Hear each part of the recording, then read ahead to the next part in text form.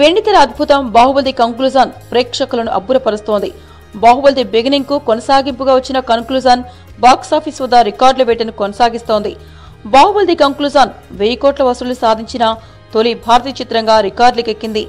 April 28న విడుదలైన ఈ చిత్రం 10 రోజుల్లోనే 1000 కోట్ల వసూలు చేసినట్లు నిర్మాణ సంస్థ ఆర్కా మీడియా నిన్న ప్రకటించిన సంగతి తెలిసిందే. మరోవైపు ఈ సినిమాపై ప్రశంసలు కురుస్తూనే ఉంది. అన్ని వర్గాలకు చెందిన ప్రముఖులు సినిమాపై ప్రశంసలు కురిపిస్తున్నారు. ఈ క్రమంలో బాలీవుడ్ సీనియర్ హీరో రిషి కపూర్ చేసిన కామెంట్స్ ఆసక్తికరంగా ఉన్నాయి. బాహుబలి 2 సినిమా చిత్రీకరణ జరిగిన ప్రదేశంలో ఫ్లాట్ కొనుక్కుంటున్నానంటున్నారట రిషి కపూర్. బాహుబలి 2 చూసా, అసలు ఈ సినిమా షూటింగ్ ఎక్కడ జరిగిందో తెలుసా? నాకు ఆ సెట్స్ లో డబుల్ బెడ్రూమ్ ఫ్లాట్ కావాలి. ఎవరైనా ఏజెంట్ ఉన్నాడా?